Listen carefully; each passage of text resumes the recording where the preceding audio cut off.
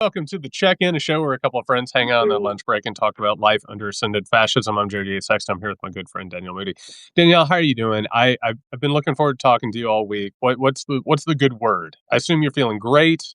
Everything's on the Yeah, upswing. everything is wonderful. Well, I will say this, this week, if for those that follow like spirituality, astrology, this week is a major fucking week. Yesterday, Shit hit the major fan day. yesterday, for It sure. was Yeah. like you had Lunar New Year, the start of Mardi Gras, the start of Ramadan. Today is Lent, a solar eclipse, and a new moon, all happening like this week. And for folks who kind of follow these different energies, or if you're celebrating the Lunar New Year, Happy New Year. If you're celebrating Ramadan, Eid Mubarak, like there is everyone has been saying who deeply follows this and research and they're comparing it right to the Haitian Revolution, to the fall of the Berlin Wall, to the American Civil War, like that these energies, these planets, these alignments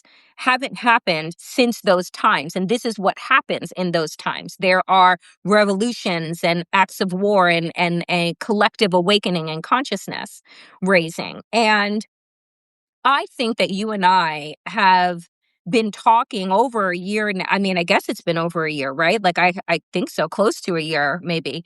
Um, with the check-in about like when will people wake up? Will people wake up? Is there like an awakening happening? And I feel like there is. I feel like it's slower than I want. I feel like ushering in the fire horse, maybe things will begin to speed up, but I'm not quite sure if they're going to speed up in the way that, like, isn't us going to war with the Middle East tomorrow or by the end of this broadcast. Um, but things do feel like they're speeding up. Everything feels like it is speeding up. And I yesterday, I kind of spent the day reading and meditating and just like kind of taking in and giving myself grace because I've been feeling really exhausted. Yep. And I don't know if you've been feeling the same, but I've been feeling really fucking tired. And and so I'm like, Danielle, it's okay. Like it's okay. Everything doesn't have to be done right now. Like trying to give myself a moment, but I think that if you are a person that is tapped into energies, like it is hairs are standing on all over our body. Like the energy is actually really truly undeniable. Um right now that is happening. And even like the Guardian put out an article, Jared, that said that America has no allies anymore. Yep. Right? That there are 6 countries that are aligned with us, 7 countries that are aligned with us. And I think that they're mistaken because they included Canada. And I'm like, Canada is not aligned with us.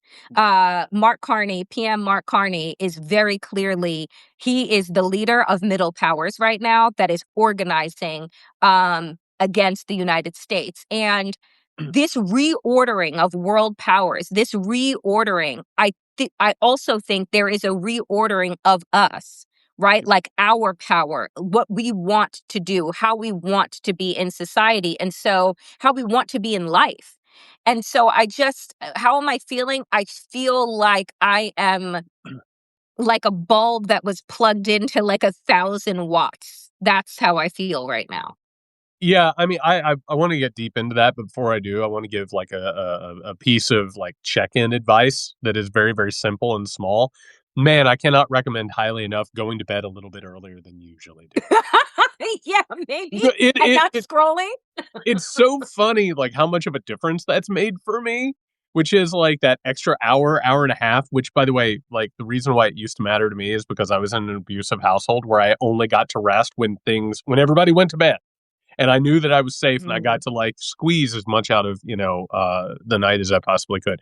Man, if you're feeling tired, if you're feeling all that, go to bed an hour earlier. You have permission, Yeah.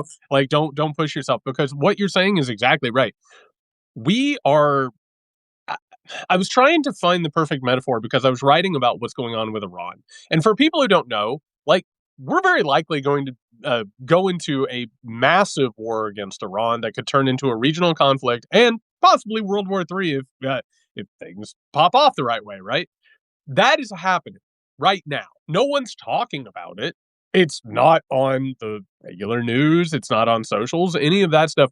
Meanwhile, we have a buildup in the Middle East that is larger than the buildup prior to Gulf Storm, right? We're talking a massive, massive sort of situation. Meanwhile, Danielle, like, we're not being kept abreast of this. Yeah. We're not getting, like, I wrote about it in this article I'm getting ready to publish. Like, at least the Bush administration, like, had to create a story for what they were about to do, right? Even Because if it was a lie, even though it was a they lie, felt the need to tell us they at something. least fucking bullshitted us. You couldn't get away from it. Basically, America was completely sort of, saturated by this stuff. The metaphor I landed on, Danielle, it very much feels like we're sort of ants that are scurrying around as elephants above us are moving. We don't know what they're about to do. Mm, We don't know where they're about to step. We don't know what motivates them. All we know is that we're trying to sort of survive, right? And that's the feeling of successful fascism. We are supposed to enjoy a peasantry life. Things are not supposed to make sense to us. And if you study like these moments, what you just talked about in terms of like that feeling, history books tend to flatten out history.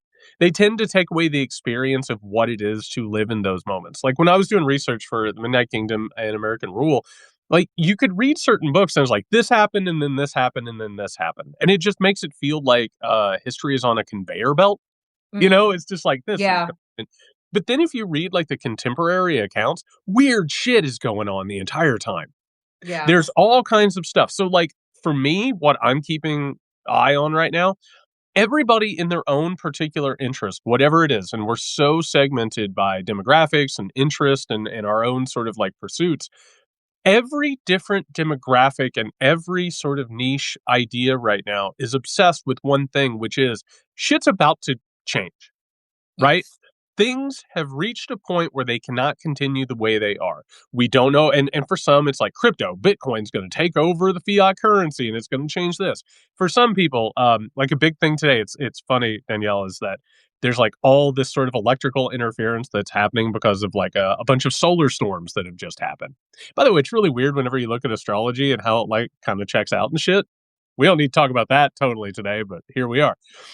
There's people who are doing that. There's people who are obsessed with AI. There are people who are doing all this. It's all of these different cults of sort of understanding. It's like Mm, ants who are looking up at the elephant that they've been like scurrying underneath, and they're like, this elephant's getting a little wobbly. You know what I mean? Like, it kind of feels like it's not walking or running the same way that it usually does. It kind of mm, feels like this thing is about to fall, right? That sort of recognition of it. And we're all seeing it from different angles and we're all experiencing it. But what do we have, Danielle? We have this feeling that shit is about to change. And we talk so much about how we take care of ourselves in these environments. Like, it's exhausting. Like yeah. trying not to get crushed, trying not to be destroyed, looking at the perverse demons who are in charge of the world. And what do we have to do? We have to prepare ourselves in order to weather these waves, in order to weather this sort of turbulence. Because, like, before a major war, you know what happens? Like, civil unrest happens. Yeah. Protests happen. Like, that is what topples regimes. That's what leads to revolutions. It's these moments where things get much harder. So, what we have to do is two things at once, which is we have to remain malleable as we're going through this, but we also have to remain steadfast because there might be a window about to open where we might be able to change some things for the better. And I really love your interpretation and layout of this moment because I think that when we can frame it in a space of opportunity, Yeah, it has us obviously feel less hopeless, right? Like all of a sudden you realize you're looking up and you're looking around. And one, we also know that an army of ants can probably lift an elephant, right? Right? Like when you are coordinated and acting together. But when you're looking around and you're saying, this kind of giant, beast seems like it's about to fall over. We also all have the ability to quickly move out of the way, right? As it is toppling over. And there is something in me as well, Jared, that looks at this moment and realizes that Donald Trump has waged war everywhere, everywhere. everywhere. over the last year. He's waged war across the country. He's waged war in Venezuela. He's bombing Nigeria. He's waging war now in the Middle East. He's looking at, Israel, the one of the twin evils of the world, and is saying like, band together with me, we'll wipe out the Muslims, right? Like this is kind of this mentality, and what I feel is that these people, for as much as they resemble the patterns of history that we know, they are not students of history at all. No. Because if you were a student of history, then you would know that you are moving towards your own self-destruction. We have said, and Waj has said this on, on our show together, Democracy Ish, that like white supremacy is in its nature self-destructive, Yep. right? It gets to a place where it begins to consume itself. Like the thing about liars, right? And the thing about gaslighting is that eventually you start to get high on your own supply. You can't actually keep straight all the different lies and all the different places that you're supposed to be at once. I mean, just look at Marco Rubio when he sat before the committee. One, I believe that he was high as a fucking kite, but also sitting there and just kind of seemed disoriented, seemed like he wasn't actually where he was. Do you know? Like it was a physical embodiment of what is happening with this entire regime, is that they believe that might makes right, but at a certain point, might breaks down because you can't sustain that kind of energy for so long, particularly when you're putting it everywhere and on everything. It will collapse on itself. And so I feel like you look at all of these siloed industries that are involved, and I'll bring it back to this because I think that it's important. All of these siloed industries that Jeffrey Epstein's network was a part of, this entire syndicate and cabal, they all had their own vested interest layered on top of their belief of world domination, right? Like their shared belief system was around world domination. Jeffrey Epstein wanted it so that he could be a pedophile out in public and not have to deal with the rule of law. He could kill, he could strangle, he could do whatever. Peter Thiel wants to do it so that he can create micronations, right? You have other people, you have Bill Gates wanting to be involved because, right, he wants to create all of these micro labs and seeds of different of different genetic modified meats and I mean shit that is apparently being banned in other countries, but wildly embraced inside of the United States. But you look at it and it is a web, Jared. It is a web. And it's like once you see the core of the web, and I want people to understand, I am not saying that the core of this web is Jeffrey Epstein. I'm saying that the core of the web is world domination. That is at the core of the web. And all of these different entities, right, were involved for their own ends. But it's like when you look at it, and you realize that, again, I compare them to the nothing in the never ending, like they just consume, consume, consume. Eventually you consume yourself. Eventually, like there's nothing else to destroy, you destroy yourself. And I'm in my mind, the acceleration that we're going to see is, in fact, that it doesn't mean that there isn't going to be severe harm to us, to humanity, what we've already seen. But I believe that there's going to be an acceleration of the destruction of themselves. 100%. And I want to say something. It's weird. I kept waiting on someone to say this, but no one has. Jeffrey Epstein was not the kingpin of a criminal enterprise. He was their drug dealer. And their drug dealer was used as a way in order to influence and also blackmail, but it also was the way that they came together. You had mentioned the Nazis, and this is one of the things about it, Danielle. If you actually go back and study the history of the Nazis, it wasn't just a bunch of people that were like, we're going to do evil things or whatever. Most of them were on drug benders for the entirety of their time in power. And I want to bring back something that we've talked about multiple times on this show. When we use the word drugs, we're not just talking about pot or heroin or methamphetamine. We're talking about any of the number of things that we do in order to numb ourselves. Yep. And by the way, in America, it's spending money and eating like shit and like basically pissing your life away in a delusional fantasy. Yes. So yes. all of this. Danielle, we need to do ourselves a favor and not just worry about Donald Trump, not just worry about proper nouns like the United States of America. We talked about this, I think it was on the last stream. We're talking about nation states. They're not dealing with nation states. Like even a world war is not going to be nation state versus nation state. It's basically going to be an excuse to bring in AI and to also make them all exorbitantly rich and trillionaires because guess who controls the military industrial complex now? The tech. Palantir. Like, And they're going to sell to everybody. They're going to sell to absolutely everybody. So you and I, we're talking about one thing. They're living a different life. The advantage that we have, Danielle, is that in order to do this shit, and by the way, like if you actually go through the Epstein files, these motherfuckers are stupid. Like the wealthiest, most powerful people in the world are fucking stupid. Jeffrey Epstein is talking about time travel. He had like this fantasy of like seeding the world with his DNA yep. and all his genetics, all of that. Like Hmm. and the people he's talking to, a lot of them, Elon Musk is a fucking moron. Yeah. And He's desperate actually and thirsty for and attention. just sad and pathetic. And by the way, Danielle, have you noticed that like we were shooting for Mars, now we're gonna hit the moon?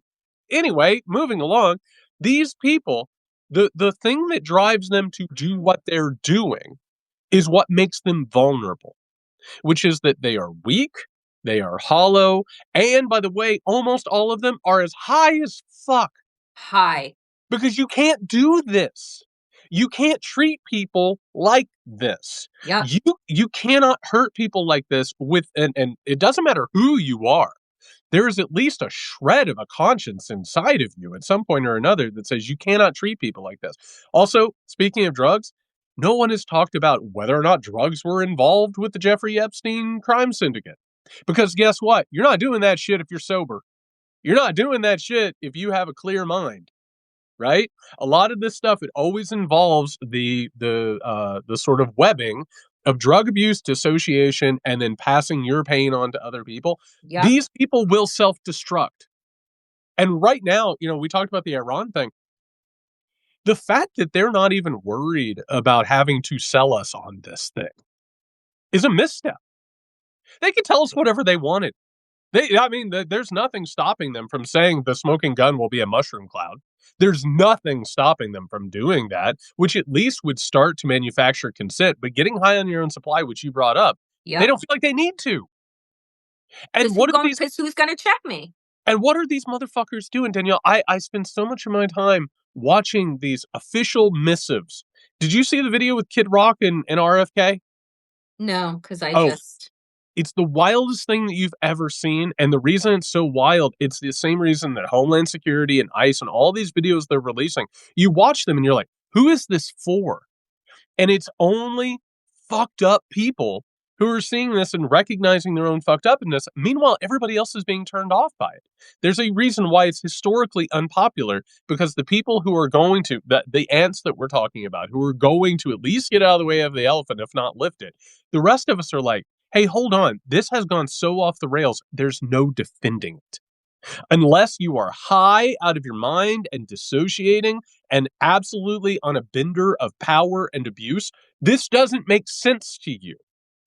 You have to be in yep. that mindset, and that's what makes them vulnerable, and that's what makes the possible win, and I think it will eventually be our victory. That's what makes that happen. You have to be almost unbearably broken to Oh, do the shit that they are doing, right? And so a couple of months ago, I think like towards the end of last year, beginning of January, I did do a two-part video, one reviewing Blitzed, right? The book about the drug use in Nazi Germany, and then about all of the drug use that we learned about in the first Trump administration, doctors just passing out Adderall and fucking uppers and then downers to go to sleep. Like it was just, I have not, I don't even know what the comparable would be. Right. But it's yep. evident that you need drugs in order to be a part of this kind of syndicate. I mean, you're looking at pictures of former Prince Andrew on all fours over a child, right? Like you don't get to that level of depravity and debasement like sober, right? And so I look at this while the rest of us are kind of watching this and these videos, like you're saying, that they're putting up, and you're just like, who is the audience? Because everyone else is wildly turned off. I mean, you can look at 75 polls right now, and Donald Trump is anywhere from in the high 20s to like the low 30s in terms of approval rating. Like, no one is on board with this. One, because here's the thing that they didn't bank on in terms of like their white supremacist nationalist fantasies is that they believe that everyone wanted to see the pain and the depravity out in the open the way that they do. They believed that like the rest of the country was going to get off on the fact that a 2-month-old baby is in a detention center who now was rushed to the hospital and now was dropped off right after leaving the hospital on the fucking border. No aid, no help, no nothing, no phone, no nothing. Him and his mother, right? That these are the stories. You're hearing stories about the children at Dilley, Texas concentration camp, having their dormitories raided and their pictures and their letters being ripped up because of the ProPublica article. What you see is that no, their base may have held up those mass deportation signs, but they didn't want to see this shit. They didn't want to see a 5-year-old like basically being handcuffed by ICE. They didn't want to see a mother being shot to death. They didn't want to see a man. They don't want to see it. And what Donald Trump and this regime, they get off on this type of overt cruelty. They get off on the breaking of windows and the throwing people down. They get off on this shit. And they made a miscalculation in believing that everyone else did too. And we're like, no, because the rest of us aren't high as fuck. Right? The rest of us aren't depraved like animals without a sense of morality and decency. And I think that, like, again, you have to really, Donald Trump to a certain extent and MAGA to a certain extent understood themselves to a point. Right. And I think that they have gone so far past that point that, like, you can't put this back in the bottle, right? And the fact, to me, I'm just, Jared, the fact that Donald Trump is going to give a State of the Union next week is disgusting to me. The fact that we are just treating this authoritarian regime as if they are normal and we're just going to all sit there, and you have our feckless Democrats saying, don't protest, just look silently disappointed. And I'm like, they're killing people.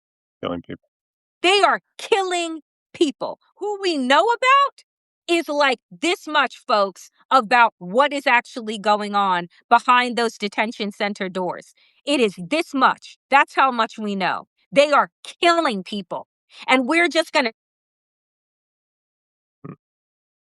rambles on for God knows how long about an election being stolen and about how great things are doing and affordability. Isn't that an interesting word? And it's to the extent that both parties are comfortable with gaslighting us into believing things are normal, it is insane to me. And I think, right, that's part of everyone's exhaustion, is like it takes so much effort these days to stay 10 toes down in reality. And they put on political theater like this next week that is going to say, oh, America is fine. We just, we're in a rough spot. I'm like, what? Yeah, we're in a rough spot, all right. And by the way, this is the point where, and every time I've talked to anybody over the past week, I've said, big ups to Waj for just getting in Hakeem Jeffries' face. Just absolute boss shit. And the reason why that happened is because that shit, like, needs to happen. He's not going to have another interview with Hakeem Jeffries. That's not going to occur because Hakeem Jeffries is going to be around people who kiss his ass, who, by the way, are on the Democratic payroll. I always like to remind people of that. But in the midst of all of this, the difference here that you just brought up is very, very important, which is the right wing exists, and they keep getting worse and worse for the same reason we're talking about drugs. If you're taking drugs, eventually your tolerance for that drug is going to like win out, and you're going to need harder drugs. which means that you're going to keep escalating over and over and over again. This is one of the reasons why, and people might not understand this, Donald Trump is seen as a moderate by a lot of his supporters. And they are looking for harder shit.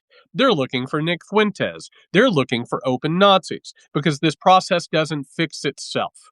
Everyone always asks me, how's the Republican Party going to right itself? It's not. It's in a terminal descent. There is no regulating this. There's no reining this in. And by the way, all of those never Trumpers out there who are getting hard for the idea of war against Iran, you know who they're excited about? Marco Rubio, because they think that if they get somebody who's respectful in there, they will suddenly have a neoconservative revival and everything will be fine. All those people that you gave money to for years in the Lincoln Project, all those people who were never Trumpers, they took your money, they scammed you. They're part of the same scam as everybody else. And guess who else is part of that scam? The Democratic fucking Party. Because the entire point of what you just said, Danielle, what does the Democratic Party represent? The Democratic Party represents having ICE in the street doing this shit, but not having to see it, not having it reported on. Yes. That's why they Yes. want to abolish ICE. Yeah. Because they don't want to get rid of ICE. They helped build ICE. In fact, I always have to bring this up Yep. so in case there's a new viewer. Deportations were higher under Barack Obama and Joe Biden than they are under Donald Trump. The cruelty of the moment is to feed that appetite.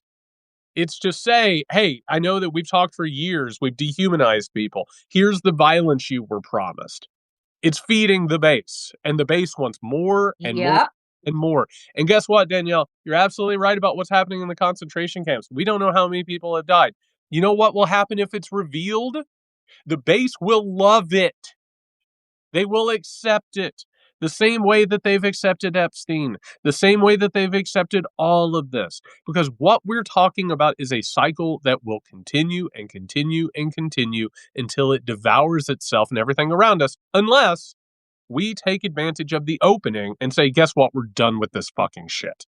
And and I'm not even talking about elections. You can talk about midterms, you can talk about whatever. I'm not talking about that. I'm talking about standing up and bringing this thing to a grinding halt and saying, hey, enough is enough. Period. And it's over.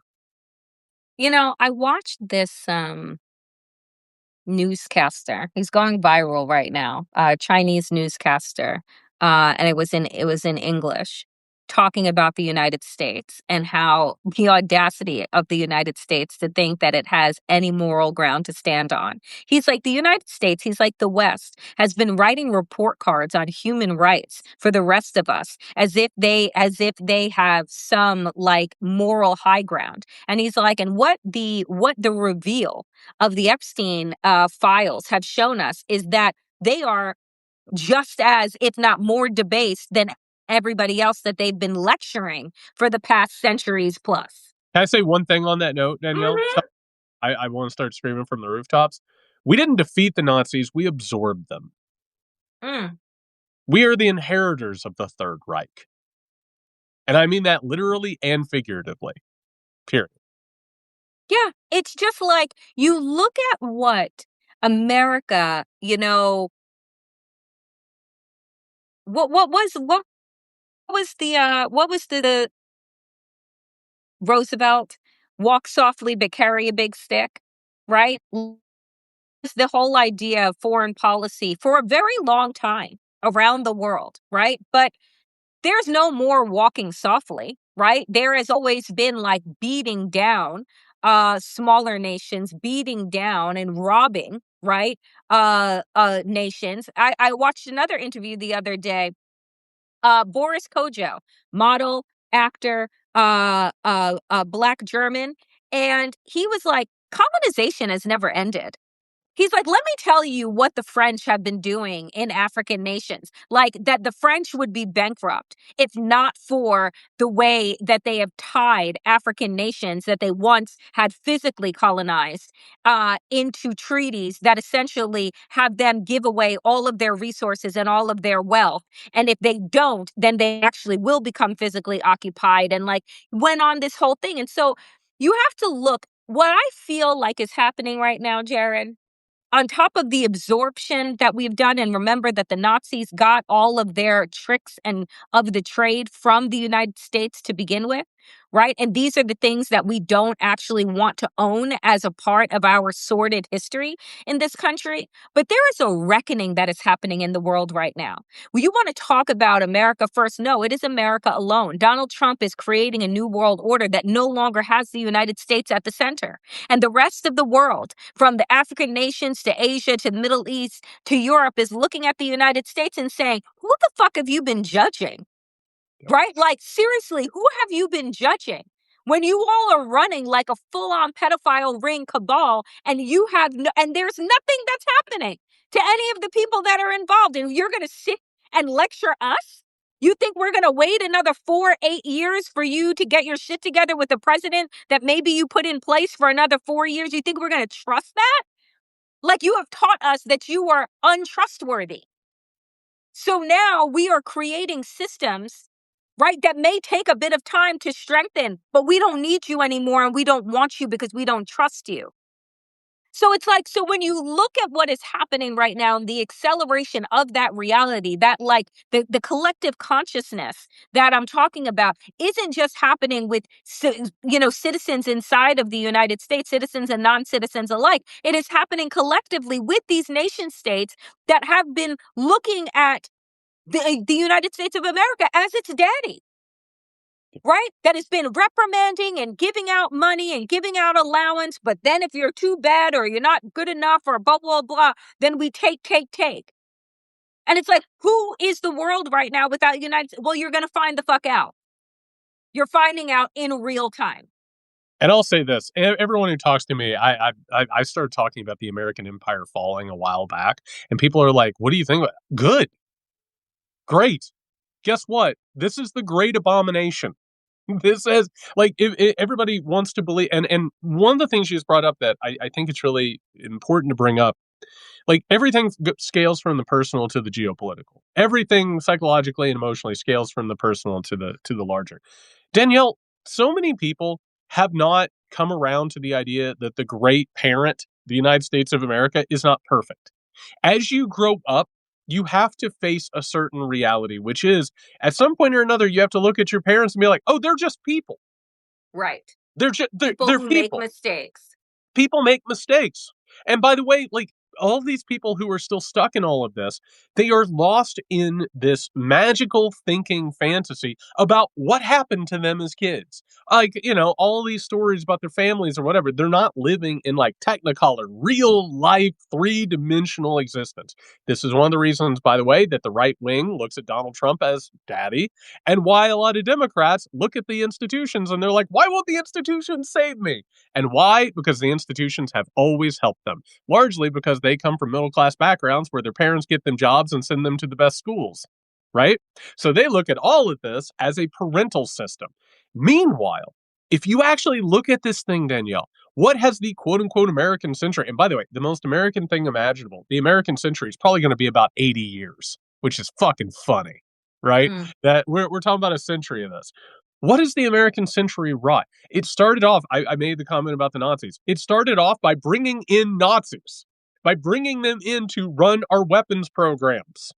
And we're like, hey guys, come on in. No, don't worry about it. You're not going to have to hang out and, go to Munich. You're not going to be tried or anything. Like everything's going to be fine. You're in the United States of America. And what did we do? We took on a lot of Nazi ideas and a lot of Nazi ideology, which is funny because we inspired them in the first place. And then we continued that because we were happy to align with fascists and Nazis against communists. And so what has happened over the past 80 years, Danielle?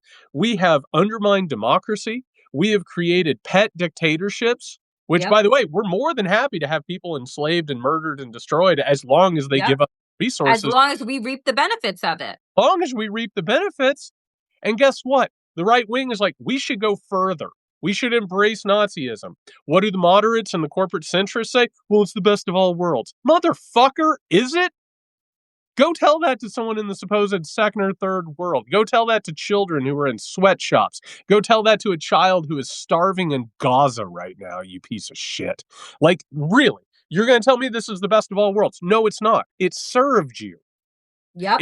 you into the right university. It got you one of the last remaining jobs. And by the way, you're about to be swallowed up by the fucking doomsday machine that is coming for you.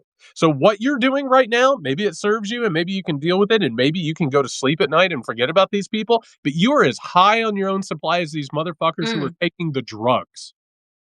This has been a failure. It has been, God knows how many people we've killed. I mean, we killed 1 million people in the war on terror alone. Like I don't even know what the body count is. I don't even know what the like the damage of precarity and scarcity is going to be. How many people have we starved? Hundreds of thousands of people have just starved in the past year because we took away Yep. US ID, which Yep. shouldn't have existed in the Yep. first. Yep. We shouldn't be handing out dollars. And by the way, that was an intelligence op too, to manipulate people and take over countries. None of this shit should have ever existed. Thank God it's ending. And I only pray that we can figure out something better on the other side of it. But the first thing that we have to do, Danielle, like looking at your parents, is to say they weren't perfect. They had problems, and now I need to learn from it and do better. Give up on those old fantasies. Because the idea that we are going to find someone in 2028 to fix this dying system. The idea that there is like people are like, oh, who should run? And I'm like, run what? The rubble? Right? Yeah. Like, run what? Yeah. This version of democracy that you've been fed does not work. It It's is fine. imploding. Right? The idea of philanthropy is giving people back a portion of the shit you stole from them. And they don't even do that. They don't even. Right? Like that, like, Yeah. I just, it is insanity, right? It is insanity what is happening right now, like what has been happening. And again, like I said, so long as the rest of us did not have to see, and this is, it's funny because their own creations of social media and technology and these platforms have actually helped open our eyes to the collective genocides that have been done in our name, in America's name, because of our own insatiability with our fucking smartphones and this and that need the cobalt from the fucking Congo that is having its own genocide. Why? Right? Like, why is that happening? Because you're fighting over resources that aren't ours in order to feed the masses the shit that they actually don't need. But what it has shown us, is that no one's hands are clean. Nope. We just wanted to be able to operate as if we were the quote unquote good guys because they told us that we were. And I'm like, all you have to do, folks, all you have to do is leave this country once and go someplace else and get a different perspective, get the reality from somebody else's lived experience about how they see the United States and what the United States has done to them, to their nations. I'm so tired. One of the things that get me so pissed off, and folks know that this year I took my first trip to the continent of Africa and went to Kenya. And my first trip ever, not going to be my last because I just now, my eyes are so open and I want to see and experience so much. But my God, when people say, like, why can't these African nations get their act together? And I'm like, because every time that they do, elect a leader that is democratic, every time that they do, guess what happens to them? They are murdered. And not only are they murdered, their bodies are like dissolved in sulfuric acid, as Patrice Lumumba was, right? Because God forbid you create an African nation for fucking Africans and not for the white colonizer. If you are not doing the colonizer's bidding, guess what? You end up dissolved over and over and over again. Rinse and fucking repeat. They do the same thing on the continent of Africa. They do the same thing in the Middle East, right? It's been rinse and repeat, rinse and repeat. If you don't do these countries' bidding, you are done.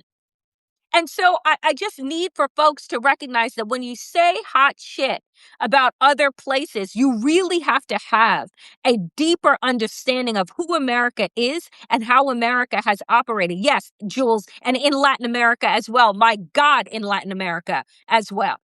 the destabilization over and over and over again.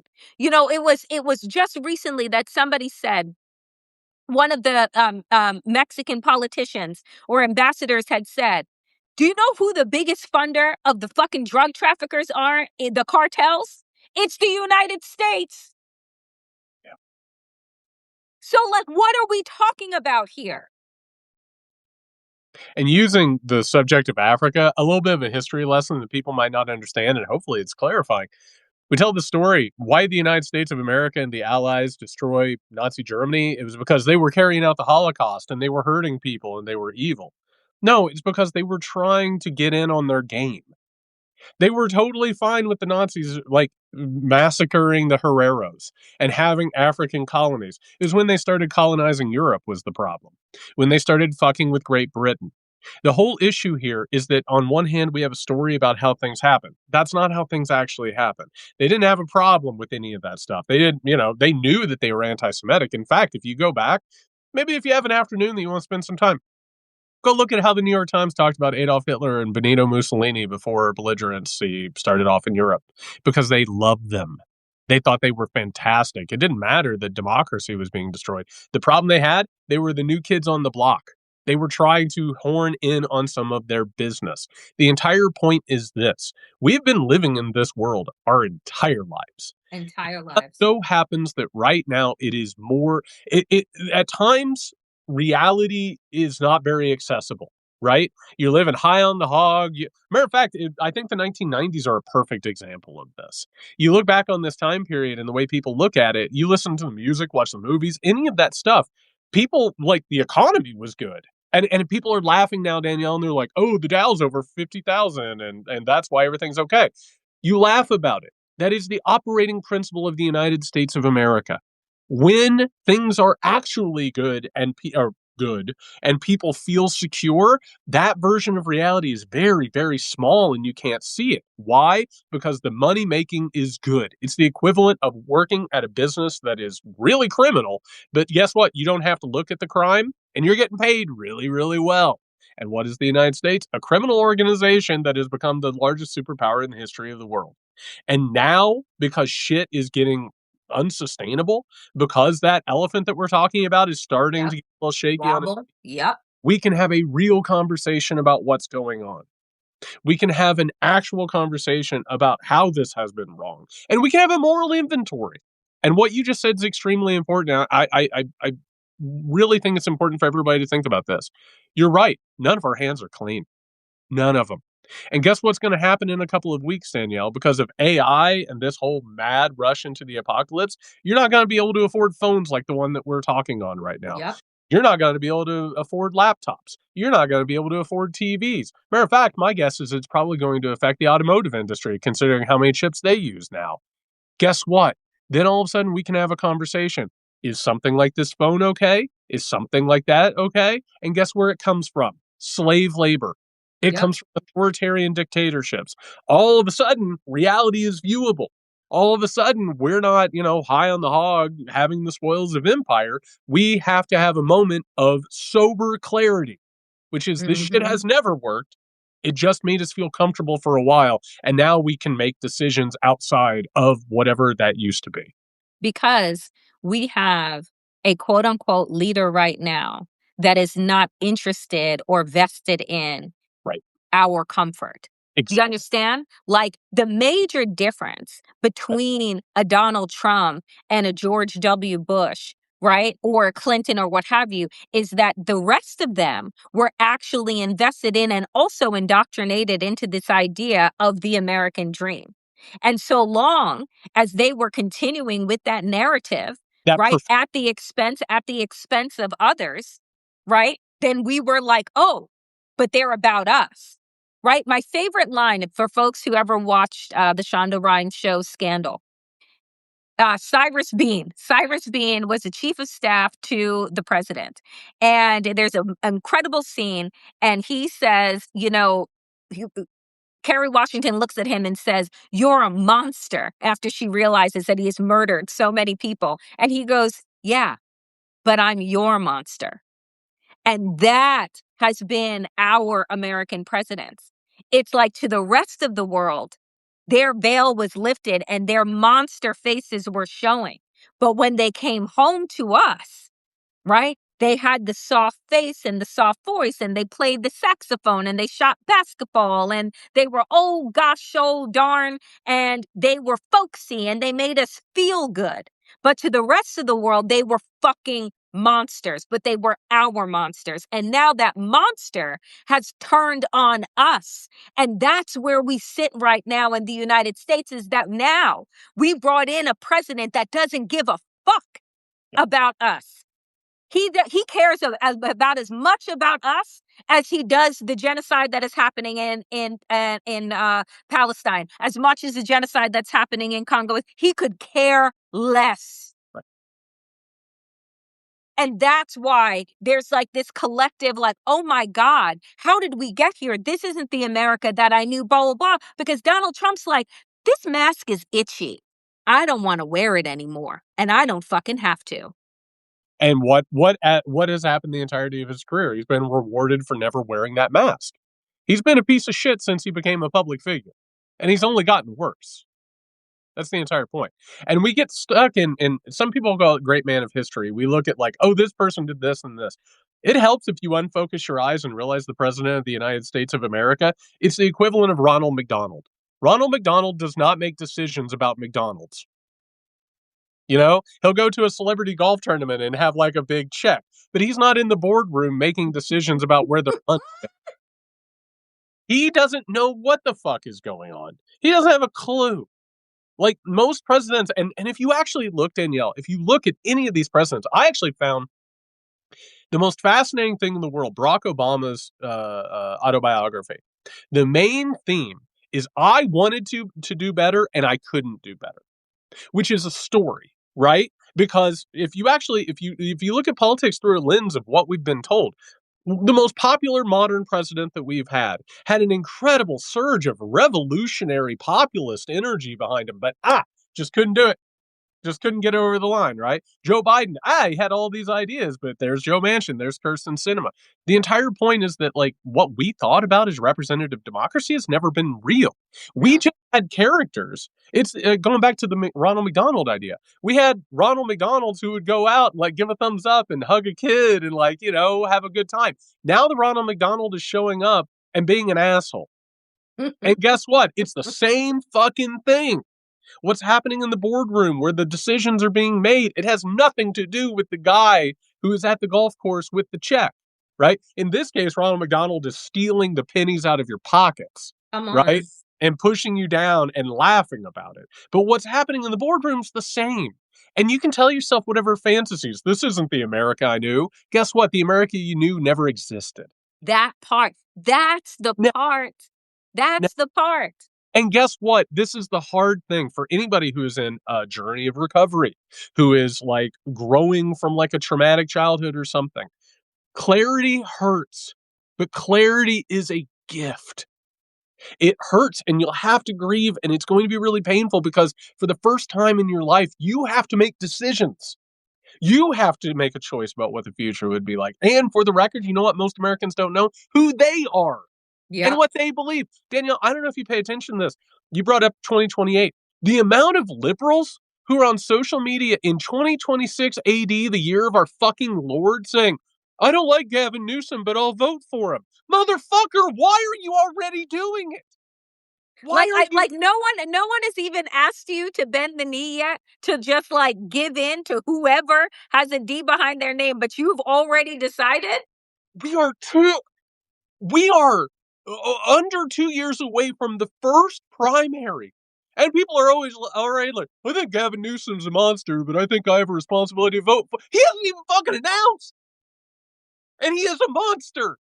Why I said this the other day. It's the equivalent of going in, you like to a job interview, and they ask you, like, how much do you expect to be paid? And you're like, I don't expect to get paid. I just do it for the love of the game. Why did you start there? Well, because you can't look at reality. You're in another fantasy where you have to play these games. Most people don't know who they are. But luckily, a lot of us are looking around and we're like, hey, I think this is kind of fucked, and it's always been fucked. Yes.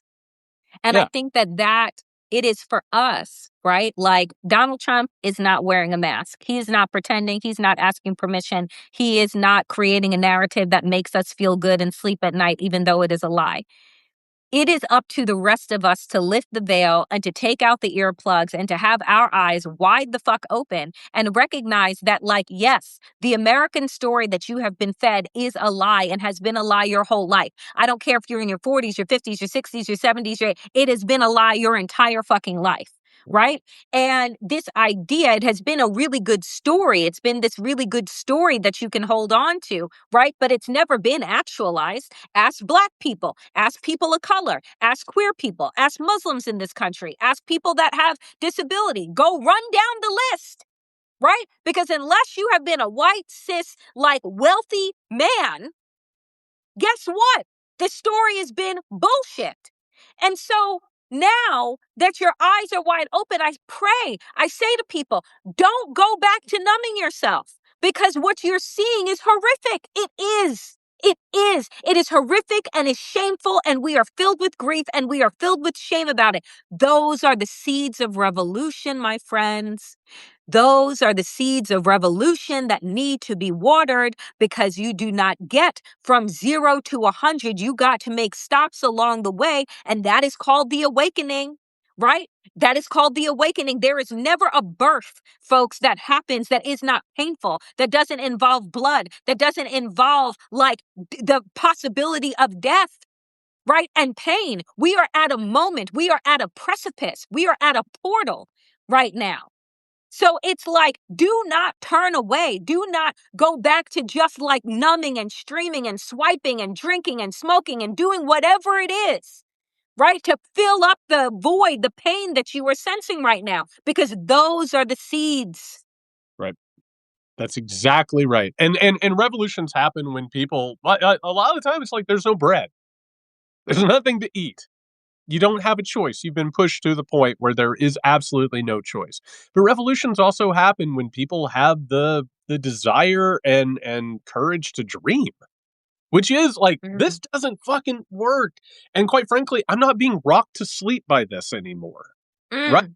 Like, I'm sorry. No one in a revolution is carrying out a revolution and being like, well, if this doesn't work, we'll vote our way out. Things happen when there's no voting. And guess Ooh. 2028. You might as well be talking about fucking walking to the moon. But that's 2028. but that's the absurdity of it. Even now, in talking to me about like 2026, and I'm just like, we are hours away from war. And somebody said in the chat, they're just like, well, what they heard is that most likely Donald Trump won't go to war in the Middle East until the Olympics are over, which is in a few fucking days. Which is in a few fucking days. You know what it reminds me of, though, Danielle? And I don't know if you've ever been here, and we got to wrap up here in just a second. Have you ever been at a point in your life where things are really, really hard, and you're like, if I just can make it to Sunday, if I can just make it You to mean every week, Jerry? right, right. Every week. That's what we're talking about. It's like, oh, okay, if we can just make it to the end of the Olympics, yeah, maybe then the bombing will start, and then maybe we'll have a regional war in the Middle East. No, you are not disconnected from this. Like, we're in this, and we're giving up precious time. Precious time. Danielle, I just want to just grab people and shake them by their shoulders and say, they're buying warehouses to turn them into concentration camps. Do you think that that's for immigrants? They are sending out they're sending out subpoenas to find out social media information about people who criticize the regime. Do you think they're just going to have that in an office and let it gather dust? What do you think is happening at this point? At long goddamn last. And that's the thing. I just want to leave it in one last thing. The elephant is shaking. The elephant is stumbling. Yeah. You don't have to hide under it anymore. You can get out from underneath it. You can make other choices. And what you said in the beginning of this about the time of revolutions, it happens when people realize that there are other choices to be made. Yeah, there are other choices to be made. There are your choices to be made while you still have a choice to make. I swear. Well, we will be back next week. I assume we're going to handicap 2028 hopefuls. We're going to find out who's got the lead in the clubhouse, who's got the momentum right. Doesn't that sound, doesn't that just sound so fucking stupid now? Yeah. Yeah, it sounds like a game. It sounds like a stupid, frivolous, dumb game that We'll I talk don't about wanna who play won it anymore. this week. Was AOC's trip to Germany enough to give her 2028 hopeful? I'm like, good God, man. Swear to Christ. I can't even do it anymore. It's like I used to have interviews and stuff, and I'd be like, okay, fine. I guess we can talk about the Yeah. midterm. My dad said to me, "When was the last time you were on TV?" And I was just like, "Yeah, people don't have me on anymore because 'cause Man, I'm not actually, like, willing to go along with the get along and just, like, for what?" if I was on MSNBC, MSN Now, MS Max, MS Go, whatever the fuck they're calling it now, like literally, if I was on for a segment, they'd be like, Terry Tate Sexton, what are your thoughts on Trump's recent comments? I would scream. Yeah, I think I would have, like, that crazy Tom Cruise jumping up on the couch. Like, I would jump up on the desk and be like, "Is everybody here with me right now?" Are you fucking insane? What are you talking about? All right, Daniel Moody, thank you for showed up. I needed this today. Y'all be good. We'll see you next week. Bye. See you next week.